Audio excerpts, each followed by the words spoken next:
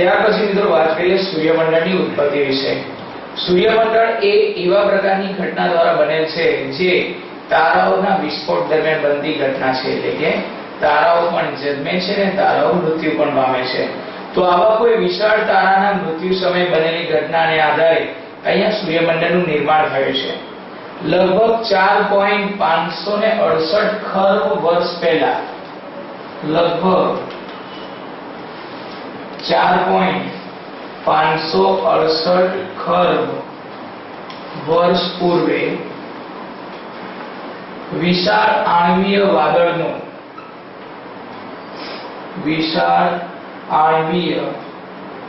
વાદળનું વાદળના નાના ભાગનું ગુરુત્વીય ભંગાણ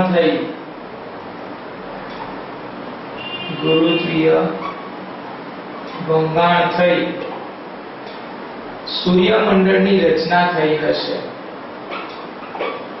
સૂર્યમંડળની રચના થઈ હશે।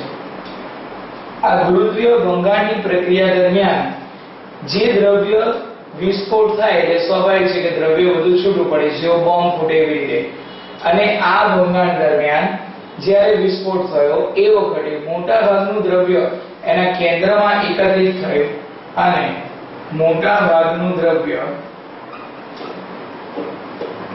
દ્રવ્ય કેન્દ્રમાં એકત્રિત થઈ સૂર્યની રચના થઈ।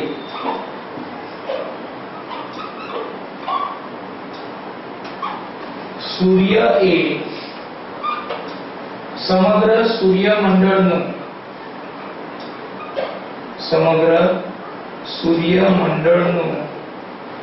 99.86% જેટલું દળ ધરાવે છે। એટલે આના પરથી સ્પષ્ટ રીતે સમજી શકાય કે જે દ્રવ્ય અહીંયા જે આણ્વીય વાદળનું ભંગાણ થયું હતું એ વિશાળ આણ્વીય વાદળની અંદરથી મોટા ભાગનું દ્રવ્ય એના કેન્દ્રમાં એકત્રિત થયું અને બીજા કેટલાક ટુકડાઓ એના કેન્દ્રથી દૂર ફેંકાયા, અને આ ટુકડાઓમાંથી અને બાકીના ભાગમાંથી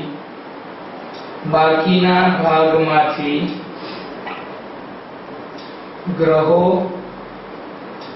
લઘુ ગ્રહો, ઉલ્કાઓ,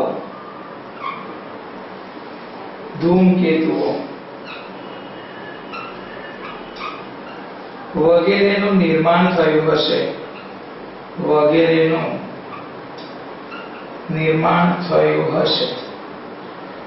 તો આમ સૂર્યમંડળના આ બધા સભ્યો છે અને એ બધા સભ્યોનું નિર્માણ પણ આ સૂર્યમંડળના નિર્માણ સમયે જ આ દ્રવ્યના દૂર ગયેલા ટુકડાઓ ભેગા થવાથી થયું હશે। તો અહીંયા ગ્રહો છે, જેમ કે પૃથ્વી, એને પૃથ્વીનો ચંદ્ર એનો લઘુ ગ્રહ, પૃથ્વી, મંગળ, ગુરુ, આ બધા જે ગ્રહો છે, ગ્રહો પછી ત્યારબાદ લઘુ ગ્રહો, 1 લાખ કરતા પણ વધુ લઘુ ગ્રહો છે, ઉલ્કાઓ, ત્યારબાદ ધૂમકેતુ, આ બધાનું નિર્માણ એ સૂર્યમંડળની ઉત્પત્તિ વખતે થયો છે અને તે આજથી 4.568 વર્ષ પૂર્વે થયેલી ઘટના છે। સૂર્યમંડળની અંદર સૂર્યમંડળમાં 9 ગ્રહોમાં બુધ, શુક્ર, પૃથ્વી, મંગળ, ગુરુ, યુરેનસ, નેપચ્યુન, પ્લુટો અને શનિ ગ્રહનો સમાવેશ થાય છે।